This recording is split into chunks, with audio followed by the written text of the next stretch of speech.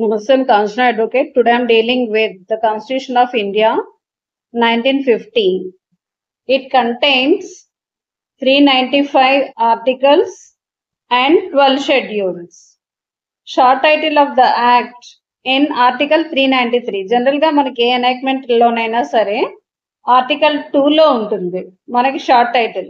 కానీ constitution of ఇండియాలో article 393 లోన short title of the constitution అనేది ఇవ్వడం జరిగింది అనమాట. ఓకే, ఎవ్రీ ఎనాక్ట్మెంట్ కి కూడా ప్రియాంబుల్ అనేది ఉంటుంది. ప్రియాంబుల్ ఏం చెప్తుంది అంటే ఐడియల్స్ అండ్ ఆస్పిరేషన్స్ గురించి చెప్తుంది అనమాట, ఆ ఎనాక్ట్మెంట్ గురించి. అలాగే constitution of India 1950 also has preamble. ఇంకా ఎవ్రీ కాన్స్టిట్యూషన్ అండ్ ప్రియాంబుల్ కి ఒక ఫిలాసఫీ అనేది ఉంటుంది. అలాగే ఇండియన్ కాన్స్టిట్యూషన్ కూడా ఒక ఫిలాసఫీ అనేది ఉంది. దాని historic objective resolution drafted by Pandit Jawaharlal Nehru రాసి కాన్స్టిట్యూషన్ అసెంబ్లీలో December 30, 1946 లో మూవ్ చేయడం జరిగిందనమాట. Okay, preamble. We, the people of India, having solemnly resolved to constitute India into a sovereign, socialist, secular, democratic republic and to secure to all its citizens. మనకి మనమే resolution అనేది pass చేసుకోవడం జరిగిందనమాట. ఇండియన్సే. Sovereign అంటే మనకి ఇక్కడ ఇండిపెండెన్స్ వచ్చిన తర్వాత మనకి సోవరెన్ అంటే ఏంటి? సార్వభౌమాధికారం. అంటే మన కంట్రీకి ఎవరు రూల్ చేసే రైట్ ఏది లేదనమాట. మన కంట్రీని మనమే రూల్ చేసుకుంటాం. మన కంట్రీ అంటే స్టేట్ అనమాట. స్టేట్ అంటే కంట్రీనే మన వరల్డ్ వైడ్ లో చూసుకునేటప్పుడు స్టేట్ అని అంటారు అనమాట. స్టేట్ అంటే రాజ్యం కాబట్టి స్టేట్ ని అంటే మన కంట్రీని మనమే రూల్ చేసుకుంటాం. సోషలిస్ట్ అంటే అందరూ ఈక్వల్, అంటే సోషలిస్టిక్ ఫార్మ్ ఆఫ్ గవర్నమెంట్ ఉండాలి అని. ఈ సోషలిస్టిక్ అంటే ఏంటంటే ఒకరి దగ్గర ఎక్కువగాను ఎకానమీ ఉండిపోకుండాను అందరి మధ్యన డిస్ట్రిబ్యూట్ అవ్వాలి కాబట్టి సోషలిస్టిక్ ఫార్మ్ ఆఫ్ గవర్నమెంట్ కూడాను మనం పెట్టుకున్నాం అన్నమాట. అంటే ఇది మనకి ఇనీషియల్ గా లేదు, 42nd అమెండ్మెంట్ లో వచ్చింది. సోషలిస్ట్ అండ్ సెక్యులర్ అనేది ఈ రెండు కూడా 42nd అమెండ్మెంట్ లో వచ్చాయి మనకి. సెక్యులర్ అంటే స్టేట్ అంటే మన కంట్రీకి ఈ ఎటువంటి రిలీజియన్ తో సంబంధం లేదనమాట. పీపుల్ ఏ రిలీజియన్ అయినా ఫాలో అవచ్చు, కానీ స్టేట్ కి వాటితో సంబంధం లేదు. డెమోక్రటిక్ అంటే by the people, for the people, to the people. ప్రజలు వాళ్ళతోటి వాళ్ళనే ఎన్నుకుంటారు, మనం ఎన్నుకునే వాళ్ళని మనకి రూల్ చేస్తారు. That is democratic. రిపబ్లిక్ అంటే వారసత్వంగా కాకుండాను, అంటే ఏంటి ఇక్కడ మనకి ప్రెసిడెంట్ కూడాను ఏంటంటే కాకపోతే ప్రెసిడెంట్ ఇండైరెక్ట్ ఎలక్షన్స్ లో అవుతారనమాట. ఎంపీస్ ఎమ్మెల్యేస్ నుండి ఇండైరెక్ట్ ఎలక్షన్ ద్వారా ప్రెసిడెంట్ కూడా మనం ఎలక్ట్ చేసుకుంటాం. అంతకు ముందు అయితే రాజులు ఉండేవాళ్ళు, రాజరికం ఒకరి తర్వాత హెరిడిటరీగా వచ్చేది. కానీ ఇప్పుడు even first citizen of the country కూడాను ఎలక్టెడ్ మెంబరే అయ్యి ఉంటారనమాట. మనం ఇది ఎందుకు ప్రియంబుల్ అనేది ఎందుకు పెట్టుకున్నాము అంటే మెయిన్ కాన్స్టిట్యూషన్ ఇది to secure all it's citizens అందరికీ కూడా మనం ఇది రిజాల్వ్ చేసుకున్నాము. ఎందుకంటే ఇంకా justice, social, economic and political justice అనేది ఎలా ఉండాలంటే సోషల్ జస్టిస్ ఉండాలి, ఎకనామిక్ జస్టిస్ ఉండాలి, పొలిటికల్ జస్టిస్ ఉండాలి. Justice social, economic and political. Social means అంటే ఎవరి మధ్యన కూడాను ఏంటి క్యాస్ట్ డిస్క్రిమినేషన్, సివిల్ రైట్స్ లో ఏమి కూడాను డిస్క్రిమినేషన్ లేకుండా ఉండడం అనమాట సోషల్ జస్టిస్ అంటే. ఎకనామిక్ జస్టిస్ అంటే equal, socialistic form of government అనుకోండి. అలాంటి సిచ్యువేషన్ లో ఎకానమీ అందరి మధ్యన కూడా డిస్ట్రిబ్యూట్ అయి ఉంటుంది.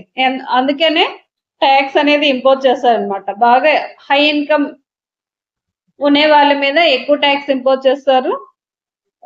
బిలో పోవర్టీ లైన్ వాళ్ళకి ట్యాక్స్ ఉండదు, లో ఇన్కమ్ వాళ్ళకి అంటే based on their income slab rates అలా చేంజ్ అవుతూ ఉంటాయి అన్నమాట. పొలిటికల్ జస్టిస్ అంటే మనం అందరూ కూడాను ఏంటి ఎలక్షన్ లో పార్టిసిపేట్ చేయొచ్చు, కంటెస్ట్ చేయొచ్చు. That is political justice. Liberty of thought, expression, belief, faith and worship. ఇది మనకి previous question. Liberty of dash అని ఇచ్చారనమాట. లిబర్టీ మనకి దేనిలో ఉంటుంది? మన థాట్ చేయడానికి, థింక్ చేయడానికి లిబర్టీ ఉంటుంది. ఎక్స్ప్రెషన్ ఉంటుంది article 19(1)(a). Belief article 25(26). Faith and worship ఇవన్నీ కూడా 25 to 28 వరకు కూడా బిలీఫ్, ఫెయిత్ అండ్ వర్షిప్ వస్తాయి. ఎక్స్ప్రెషన్ 19, థాట్ కూడా 19 లోకి వస్తాయి అన్నమాట. Liberty of thought, expression, belief and faith. Equality of status and opportunities. మనకి ఈక్వాలిటీ గురించి ఆర్టికల్స్ 14 to 18 వరకు ఉంటుంది.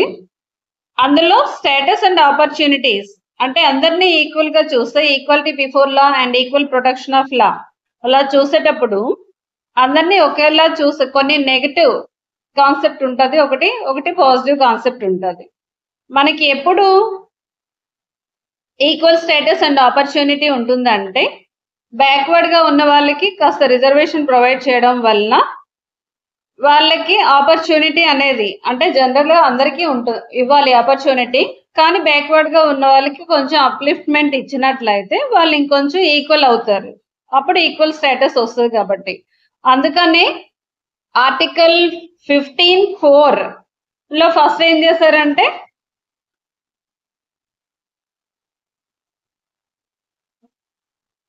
Equality of status and opportunity, అందరికీ ఈక్వల్ స్టేటస్ ఇవ్వాలి అంటే ఆర్టికల్ 14 ఏంటి? Equality before law and equal protection of law ఉంటుంది.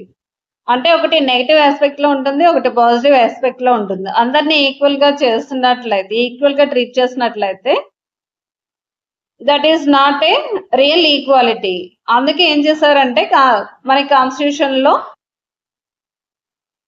అంటే ఇనీషియల్ గా మనకి ఇవ్వలేదు రిజర్వేషన్ అనేది, కానీ ఫస్ట్ అమెండ్మెంట్ 1951 లోనే మనకి article 15 class 4 and 16 class 4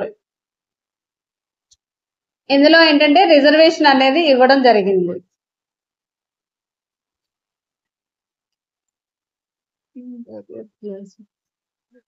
fifteen లో ఏంటంటే ఎడ్యుకేషన్ కి ఇచ్చారు మనకి. ఫస్ట్ 15 లో ఎడ్యుకేషన్ లోన 15 education, 16 employment. OBC, SC, ST వాళ్ళకి బ్యాక్వర్డ్ కేటగిరీలో ఎవరెవరు ఉన్నారో వాళ్ళు, అంటే ఇక్కడ ఏంటంటే educationally and socially and educationally backward ఉన్నాయి. అదర్ బ్యాక్వర్డ్ క్లాసెస్ ఎస్సీస్ అండ్ ఎస్టీకి ఆర్టికల్ 15 సబ్సెక్షన్ 4 ప్రకారం ఏంటంటే వాళ్ళకి ఎడ్యుకేషన్ లో రిజర్వేషన్ ప్రొవైడ్ చేయాలని. ఆర్టికల్ 16 సబ్సెక్షన్ 4 లోనే ఏంటంటే economically, socially and economically backward class and schedule caste and schedule tribes వాళ్ళకి ఎంప్లాయ్మెంట్ లో ఆపర్చునిటీ రిజర్వేషన్ ప్రొవైడ్ చేయాలని చెప్పారు.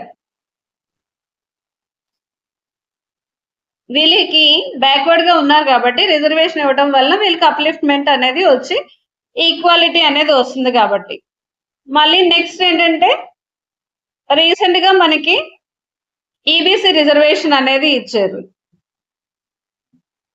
ఎకనామికల్లీ బ్యాక్వర్డ్ క్లాస్ వాళ్ళకి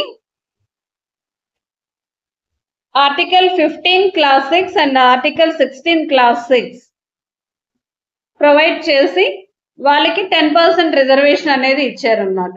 వీళ్ళకి ఇచ్చే 10% రిజర్వేషన్ ఆల్రెడీ ఉన్న వాళ్ళకి అప్లై అవ్వదు.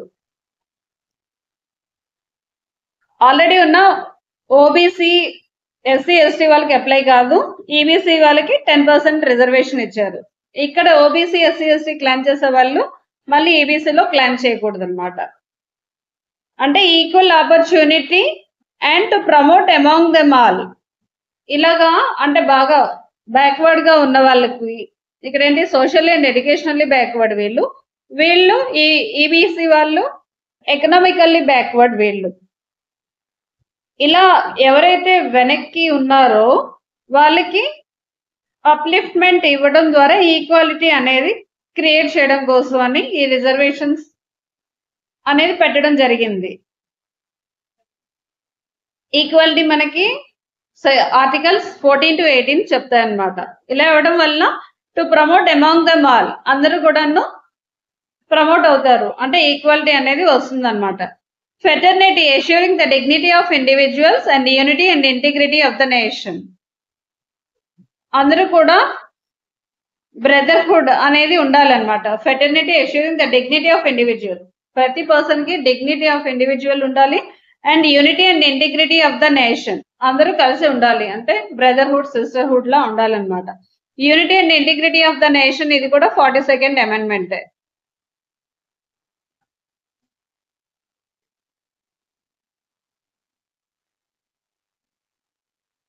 In our Constituent Assembly, this 26th day of November 1949, do hereby adopt, enact and give to ourselves this Constitution.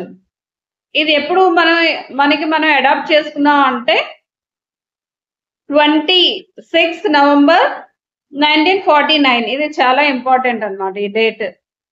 26 November 1949 date of adoption. మనకి enforcement లోకి వచ్చింది రిపబ్లిక్ డే 26 Jan 1950 నుండి మనకి కాన్స్టిట్యూషన్ ఎన్ఫోర్స్మెంట్ లోకి వచ్చింది. కానీ సమ్ ఆఫ్ ద చాప్టర్స్ మాత్రం మనకి బిఫోర్ గానే వచ్చాయి ఎన్ఫోర్స్మెంట్ లోకి. రిపబ్లిక్ డే నుండి మనకి వచ్చింది, కానీ కొన్ని పోర్షన్స్ మాత్రం ఇమీడియట్ గా ఎన్ఫోర్స్మెంట్ లోకి వచ్చాయి. మనం ఈ కాన్స్టిట్యూషన్ ని మనం ఎప్పుడు అడాప్ట్ చేసుకుని enact and gave to ourselves మనం ఇచ్చుకున్నాం అంటే 26 November 1949. Justice, Liberty and equality citizens కు ఉంటాయి. ఫెటర్నిటీ అనేది సిటిజన్స్ అండ్ నాన్ సిటిజన్స్ కూడా ఉంటుంది. Okay,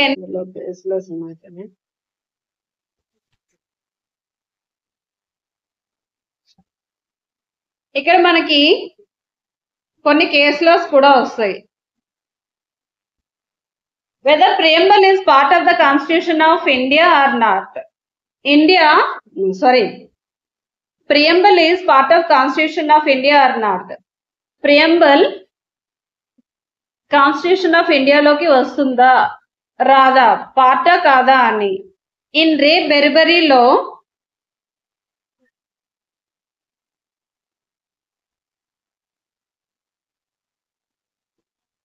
whether preamble is part of the constitution or not.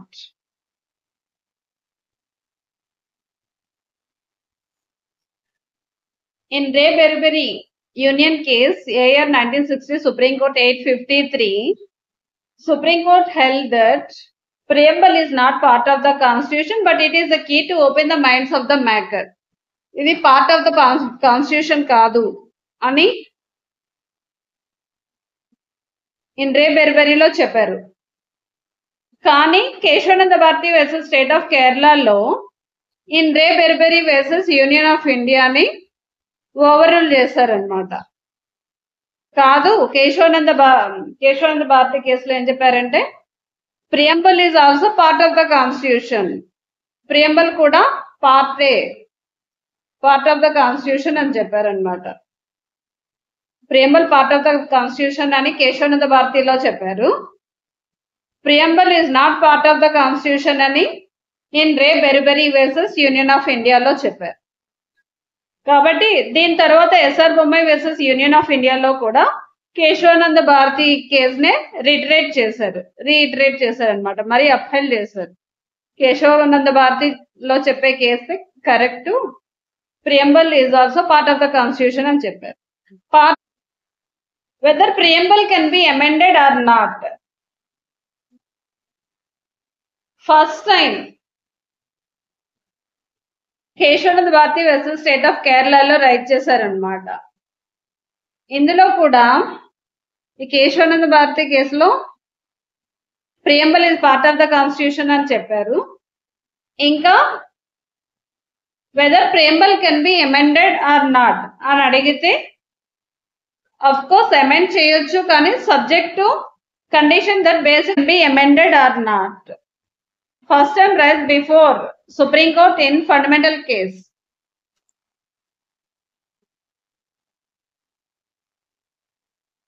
Whether preamble can be amended or not. First time raised before the Supreme Court in fundamental rights case. Means Kesavananda Bharati కేసులోనే write చేశారనమాట. కేశవానంద భారతి కేసులోనే ప్రియంబల్ ని amend చేయొచ్చా చేయకూడదా అని point right చేశారు.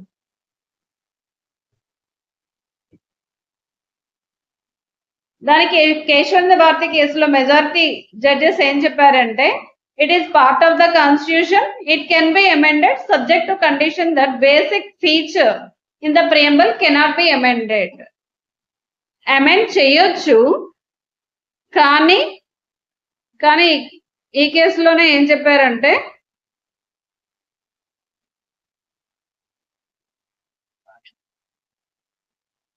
Can be amended but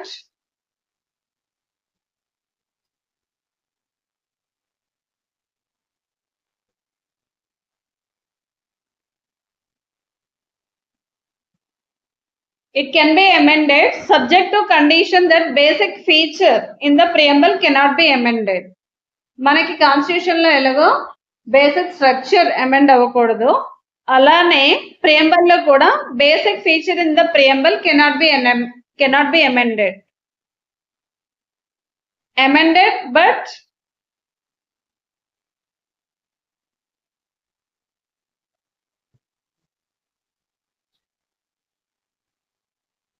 subject to condition that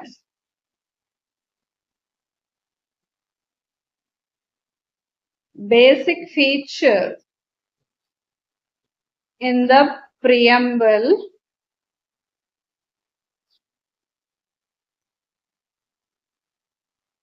cannot be amended.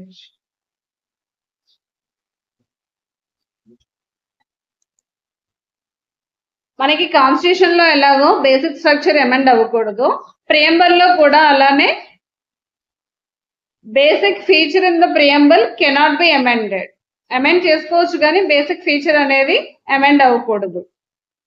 Part 1 union and it's territories.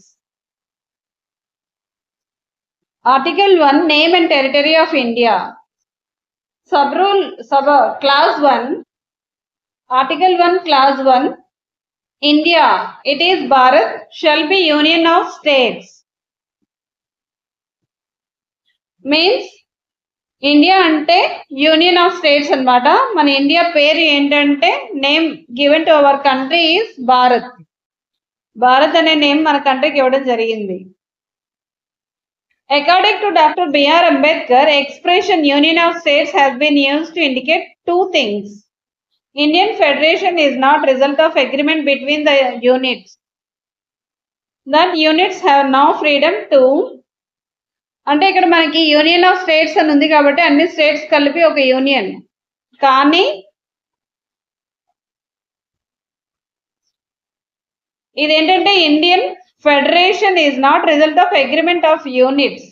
మనం ఒక agreement ఏమీ చేసుకోలేదన్నమాట, ఎప్పుడు కావాలంటే అప్పుడు విడిపోతాము అలా ఏమీ లేదు.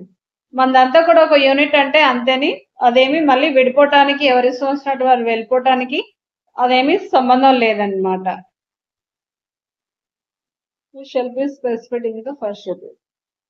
ఇంకా మనకి ఎన్ని స్టేట్స్ ఉన్నాయి, ఎన్ని టెరిటరీస్ ఉన్నాయి, అవన్నీ కూడాను number of states, number of territories ఎన్ని అనేది మనకి ఫస్ట్ షెడ్యూల్ లో చెప్తుంది అనమాట. 1 class 3 territory of India shell comprise territory of states, union territories specified in the first schedule, such other territories as may be acquired. ఇంకేమైనాను మనం acquire చేస్తే అవి కూడాను మన టెరిటరీ ఆఫ్ ఇండియాలోకి వస్తాయి అన్నమాట. Article 2 admission or establishment of new states. Parliament may by law admit into union or establish new states. ఎవరినైనా మన union లోకి అడ్మిట్ చేయొచ్చు or establish new states on such terms and conditions as new states నైనా establish చేయొచ్చు subject to terms and conditions. Section article 2 also important. Article 3 formation of new states and alteration of areas boundaries or names of existing states.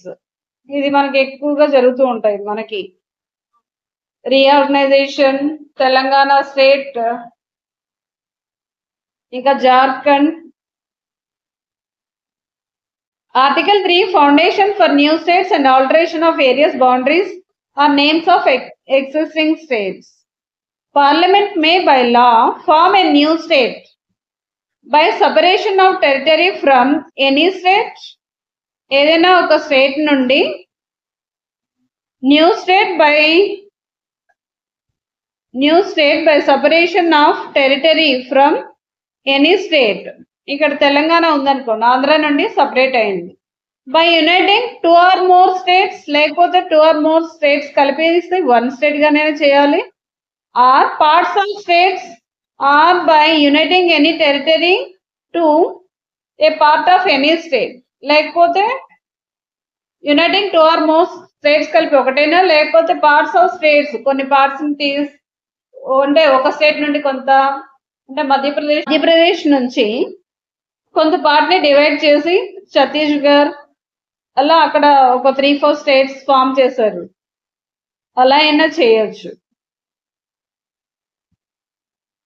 Or by uniting territory to a part of any state. Already ఏదైనా state లోకి ఇంకా కలపడం అన్నమాట. B increasing the area of any state. ఏదైనా area of state ని కూడా increase చేయొచ్చు, లేదా diminish the area of any state, లేకపోతే ఆ స్టేట్ కు ఉన్న ఏరియాని డిక్రీజ్ చేయొచ్చు. Alter the boundaries of any state. ఒకవేళ ఏమైనా డిస్ప్యూట్స్ ఉన్నాయనుకోండి, బౌండరీస్ ని ఆల్టర్ చేసి డిస్ప్యూట్స్ సాల్వ్ చేయడం ద్వారా చేయొచ్చు. Alter the name of any state. ఒరిస్సాని ఇప్పుడు ఒడిస్సా చేశారు కదా, అలాగే నేమ్ ని కూడా అండర్ ఆర్టికల్ 3 ప్రకారమే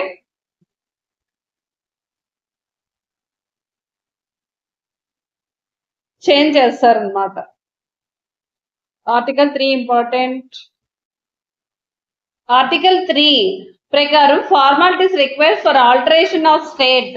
ఒకవేళ ఏదైనా స్టేట్ ని ఆల్టర్ చేయాలంటే కొన్ని ఫార్మాలిటీస్ అనేవి ఫాలో అవ్వాలన్నమాట. A bill to be introduced in either house of the parliament. A house of the parliament లోనైనా, ఐదర్ లోక్సభ ఆర్ రాజ్యసభలోనైనా ఇంట్రడ్యూస్ చేయొచ్చు. It can be introduce with recommendations of the president. President recommendations తోనే introduce చేయాలి. If it affects any existing state, the consent of the state should also be obtained.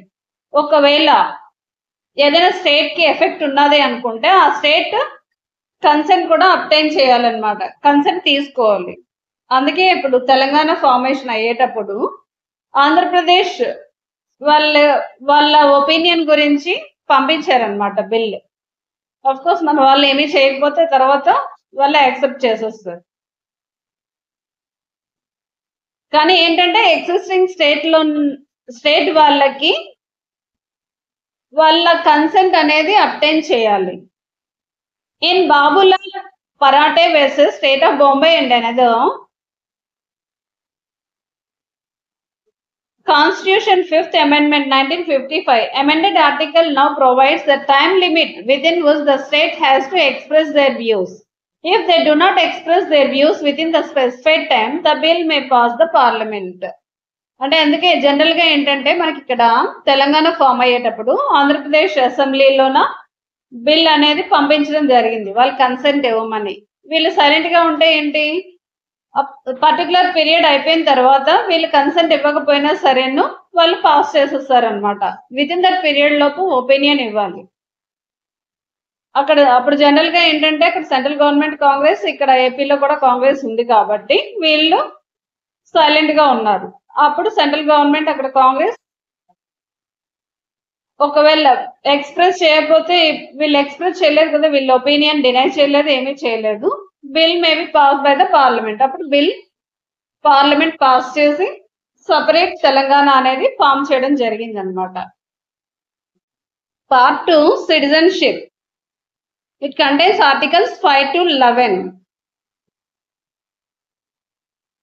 General గా ఏ కంట్రీలోనైనా సరే, ఇండియాలో అయినా US లో అయినా ఎక్కడైనా సరే సిటిజన్షిప్ ఎందుకు కావాలి అనుకుంటారు అంటే వాళ్ళకి కొన్ని ప్రివిలేజెస్ ఉంటాయి కాబట్టి. ఎవరైతే సిటిజన్స్ వాళ్ళకి కొన్ని ప్రివిలేజెస్ ఉంటాయి స్పెసిఫిక్ గా నాన్ సిటిజన్స్ కంటే. వాళ్ళకి ఏంటంటే they can enjoy full civil and political rights అనేవి ఉంటాయి. ఇంకా ఏంటి అడ్వాంటేజెస్ అంటే వాళ్ళకి సర్టెన్ ఫండమెంటల్ రైట్స్ ఉంటాయి. Equality and opportunity of employment, freedom of speech, educational and cultural rights ఉంటాయి. Right to hold certain constitutional post కూడా హోల్డ్ చేయొచ్చు. అంటే president, governor, judges of supreme court, high court and even judges of district court, వీళ్ళకి కూడా చాలా constitutional పోస్టులు అన్ని కూడాను సిటిజన్ ఆఫ్ ఇండియాకే ఉంటాయి మన ఇండియాలో అయినట్లయితే. కాబట్టి ప్రతి వాళ్ళు కూడా సిటిజన్షిప్ కావాలి అనుకుంటారు అనమాట. Section 5 Article 5 Citizenship at commencement of the Constitution. At the commencement of this Constitution, every person who has his domicile in territory of India and who was born in territory of India, or either of whose parents were born in territory of India, or who has ordinarily reside in territory of India for not less than 5 years immediately preceding such commencement shall be citizen of India. ఏంటంటే ఇక్కడ మనకి general గా ఈ 3 types of ద్వారా మనకి citizenship అనేది వస్తుంది అనమాట. ఎలా అంటే first born in territory of India, లేకపోతే either of our parents territory in India అయినా వస్తుంది, or who ordinary reside in territory of India for not less than 5 years immediately proceeding such commencement. అంటే మనకి కాన్స్టిట్యూషన్ అంటే 26 జనవరి 1950 కంటే before 5 years కంటిన్యూగా ఒకవేళ research చేసినట్లయితే ఇండియాలో వాళ్ళకి కూడా ఇండియన్ సిటిజన్షిప్ అనేది వస్తుంది అండర్ ఆర్టికల్ 5 ప్రకారం. ఇంకా డొమిసైల్ అంటే domicile is the relation between the man and territory. If a person lives in a place and has intention to make a place his permanent abode, then that place is domicile of that country. అంటే domicile అంటే ఏంటంటే man కి country టెరిటరీతో ఉండే సంబంధం, ఇంకా ఆ కంట్రీలో నివసిస్తున్నాడు and also intention to live in that country, అక్కడే ఉండాలి అనుకుంటే అది దట్ ఈస్ కాల్డ్ డొమిసైల్ అంటారు అనమాట. ఇంకా డొమిసైల్ అనేది కూడా 2 types ఉంటాయి. ఇది కూడా ఎగ్జామ్ లో ఇచ్చారు. Domicile of origin and domicile of choice. Domicile of origin అంటే domicile by origin, domicile 2 types ఉంటాయి, domicile by origin, domicile by choice. Domicile by origin అంటే every person is born with a domicile by origin. ఎవరైతే ఎక్కడ పుడతారో అది domicile by origin అవుతుంది. It is the country in which his father was domiciled at the time of his birth. ఒకవేళ వాళ్ళు కాకపోతే వీళ్ళు పుట్టేటప్పుడు వాళ్ళ ఫాదర్ ఆ పర్టికులర్ డొమిసైల్ అయినట్లయితే అలా కూడాను డొమిసైల్ ఆఫ్ ఆరిజిన్ అవుతుంది అనమాట. Domicile of choice can be acquired by actual residence in a particular place and intention to remain there permanently or for an indefinite period. Domicile by choice అవ్వాలి అంటే can acquired by actual residence in a particular place. అంటే మన ఇండియాలోన particular ఏదైనా ఒక place లో actual residence అయి ఉండాలి. And intention to remain there పర్మనెంట్లీగా ఆర్ అండ్ ఇండెఫినెట్ పీరియడ్ కంటిన్యూగానే ఉన్నట్లయితే then that is domicile by choice అన్నమాట. డొమిసైల్ బై ఆరిజిన్ అంటే బై బర్త్ వస్తుంది, బై చాయిస్ అంటే వాళ్ళు వచ్చి ఇక్కడ రిసైడ్ అయ్యే ఇంటెన్షన్ తో రిసైడ్ అయినట్లయితే పర్మనెంట్ గాను ఆర్ ఇండెఫినెట్ పీరియడ్ ఉంటే దాన్ని డొమిసైల్ బై చాయిస్ అంటారు.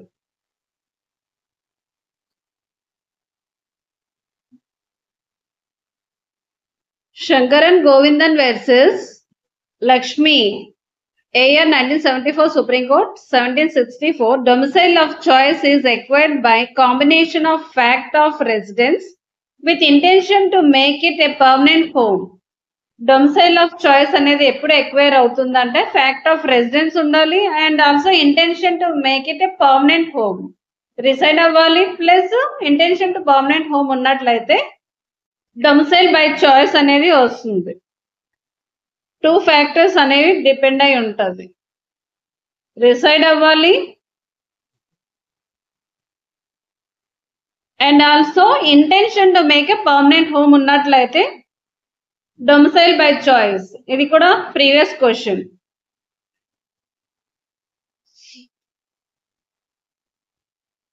Citizenship by domicile.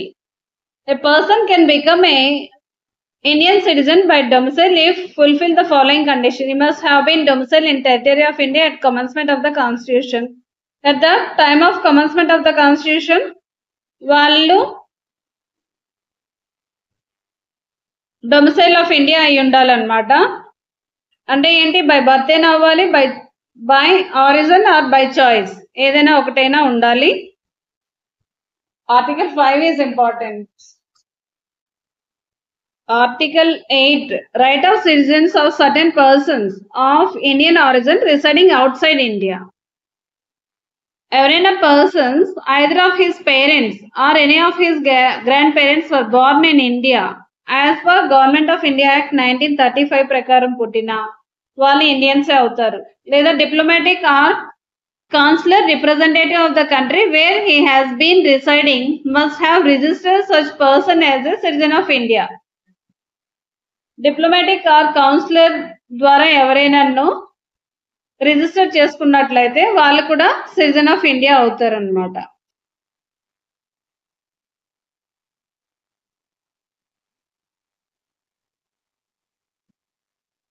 Article 9, persons voluntarily acquiring citizenship of foreign state not to be citizens.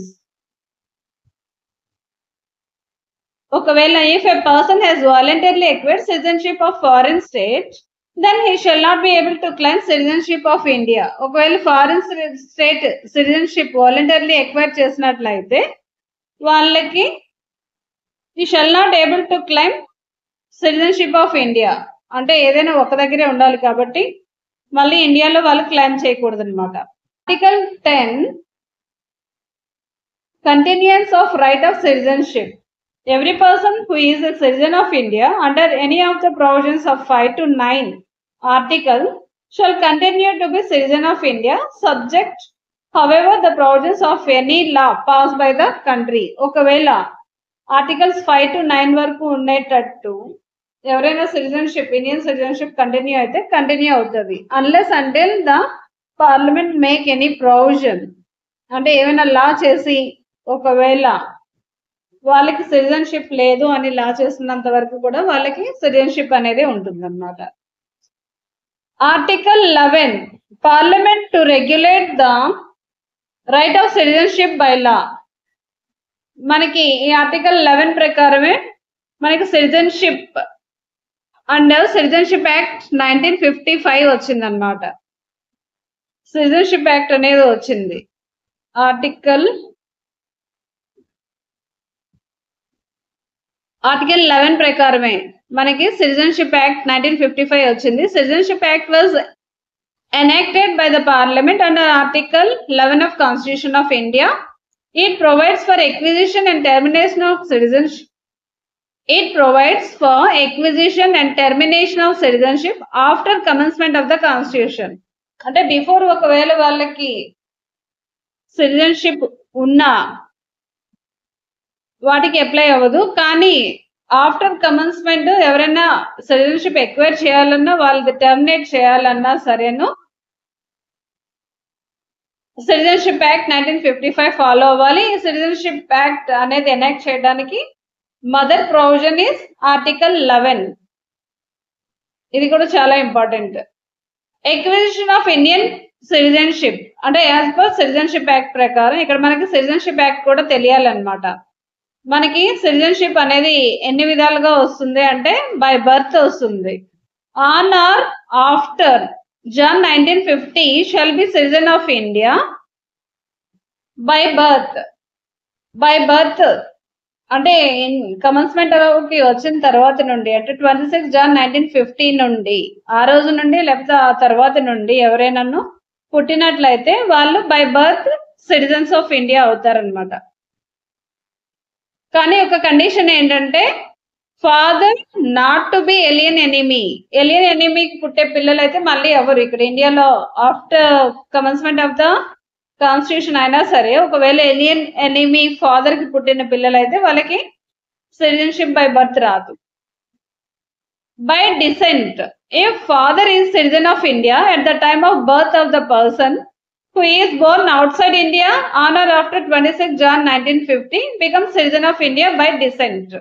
ఒకవేళ ఫాదర్ ఇండియన్ అయ్యారు అనుకోండి, కానీ ఆ బేబీ అవుట్ సైడ్ ఇండియా 26/1/1950 తర్వాతైనా ఆ రోజైనా పుట్టినట్లయితే ఫాదర్ ఇండియన్ సిటిజన్ కాబట్టి he will acquire the citizenship by descent.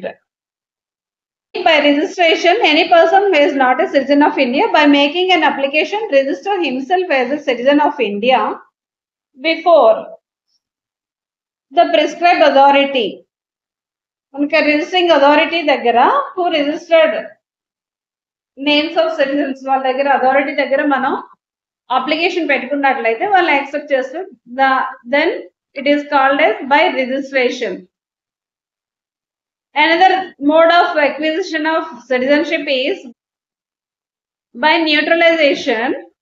If a person who is not a citizen of countries specified in the first schedule makes an application in a prescribed manner, the central government may grant him a certificate of naturalization. వీళ్ళు Indian citizens కాదు అంటే ఇంకేంటి first schedule లో చెప్పే places లో అంటే states and union territories లో లేరు, కానీ ఏంటంటే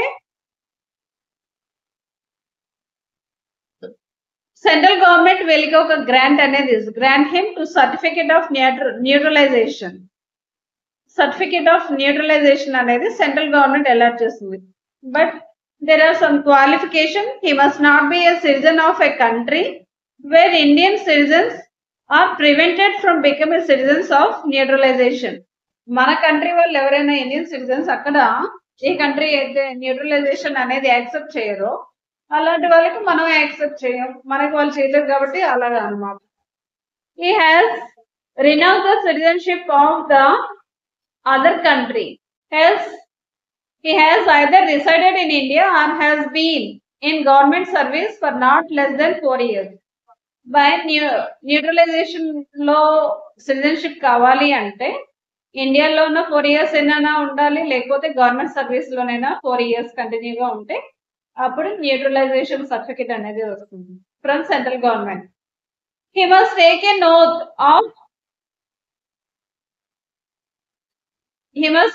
oath of allegiance that he is of a good character. నేను గుడ్ క్యారెక్టర్ తో ఉంటానని ఓత్ చేయాలి. He has an adequate knowledge of languages recognized by constitution. At least one of the official language తెలిసి ఉండాలి. That after neutralization being granted to him, he intends to reside in India or to serve under government of India. అంటే once neutralisation ఇచ్చిన తర్వాత ఇండియాలోనైనా ఉండాలి, లేకపోతే service under government of ఇండియాలోనే అయి ఉండాలి అన్నమాట. Incorporation of territory. If any new territory becomes part of India, the government Government of India shall specify the person that territory to be citizen of India. లేకపోతే ఎవరైనా టెరిటరీని మనం incorporate చేసుకున్నాం అనుకోండి, అప్పుడు హైదరాబాద్ ఉంది కదా, వేరే వాళ్ళ దీంట్లో ఉండేది, ముస్లిం వాళ్ళ దీనిలో ఉండేది, సపరేట్ గా ఉండేవాళ్ళు, వాళ్ళని మన ఇండియాలోకి ఇన్కార్పొరేట్ చేసుకున్నట్లయితే అందులో ఉండే పీపుల్ అందరూ కూడా సిటిజన్ ఆఫ్ ఇండియానే అవుతారనమాట. Termination of citizenship, renunciation of citizenship, termination of citizenship. Renounce చేయొచ్చు ఒకవేళ పర్సన్ మేకింగ్ ఏ డిక్లరేషన్ ఇచ్చినట్లయితే అతను by renunciation of citizenship terminate అయిపోతుంది. Termination of citizenship, voluntary acquires citizenship of another country, he shall cease to be citizen of India. ఒకవేళ government ఎప్పుడు terminate చేస్తుంది అంటే voluntarily other countries citizenship తీసుకున్నట్లయితే he shall be cease to be citizen of India. Fourth one is deprivation of citizenship. Deprivation is compulsory termination of citizenship. ఇక్కడ కంపల్సరీగా terminate చేస్తుంది. Citizenship of India by neutralization, registration, domicile or residence may be deprived of his citizenship by an order of central government. Central government deprivation of citizenship చేస్తుంది అన్నమాట. ఒకవేళ neutralization ద్వారానైనా, registration అయినా, domicile అయినా, residence ద్వారా ఉన్నట్లయితే వాళ్ళని వాళ్ళ సిటిజన్షిప్ ని డిప్రైవ్ చేస్తుంది బై ద సెంట్రల్ గవర్నమెంట్. ఇక్కడ మనకి జనరల్ గా సిటిజన్షిప్ ఎందుకు కావాలి అనుకుంటా అంటే సర్టెన్ రైట్స్ ఉంటాయి కాబట్టి. Rights of citizens. Some fundamental rights are conferred to the citizens alone. Article 15, 16, 19 and 29. ఈ ఫండమెంటల్ రైట్స్ ఓన్లీ సిటిజన్స్ మాత్రమే ఉంటాయన్నమాట. ఇంకా article 18 sub class 2 imposes restriction on citizens not to accept any title from a foreign state. Foreign state నుండి ఎటువంటి titles కూడాను Indians ఎవరు కూడా accept చేయకూడదు without permission of the president. Citizens alone are eligible to hold certain offices such as President under Article 58, Vice President Article 66, Judge of Supreme Court under Article 124, Judge of High Court under Article 217, Governor under Article 157, Attorney General of India 76, Advocate General 165 of the Constitution, and citizens alone are eligible to vote for Lok Sabha and Legislative Assembly under Article 326. అంటే voting right కూడా only citizens కే ఉంటుంది. Only citizens are qualified for being a member of parliament or state legislature. MLA, MP అవ్వాలన్నా కూడా వాళ్ళు citizens అయ్యే ఉండాలన్నమాట. Citizen by birth అంటే సిటిజన్ బై బర్త్ వీళ్ళకి నేచురలైజ్ సిటిజన్స్ కి డిఫరెన్స్ ఏంటంటే సిటిజన్ బై బర్త్ ని central government deprivation of citizenship చేయలేదు, కానీ నేచురలైజేషన్ ఆఫ్ సిటిజన్షిప్ ద్వారా వెళ్లే వాళ్ళని సెంట్రల్ గవర్నమెంట్ వాళ్ళ సిటిజన్షిప్ ని డిప్రైవ్ చేస్తుంది అన్నమాట. ఇక్కడ మనకి ఒక క్వశ్చన్ అన్నమాట. ఇక్కడ ఫండమెంటల్ కొన్ని రైట్స్ అండ్ ప్రివిలేజెస్ అనేవి సిటిజన్స్ కు ఉన్నాయి కదా. అలాగే company or corporation whether a citizen of India కాదా. Citizenship is conferred to natural persons and that corporation or juristic persons are not citizens even though all the shareholders may be citizens. Citizenship అనేది natural persons కే ఉంటుంది, corporate are artificial జ్యూరిస్టిక్ persons కి అనేది ఉండదు. Company State Trading Corporation of India versus Commercial Tax Officer, Supreme Court held that company or corporation could not be a citizen of India and therefore could not claim such fundamental rights as had been conferred upon the citizen only. Corporation or company అనేది not a citizen of India. కాబట్టి వాళ్ళకి fundamental rights ఉండవు. Fundamental rights అనేవి article 15, 16, 19 and 29 ఇవి only citizens కే ఉంటాయి. That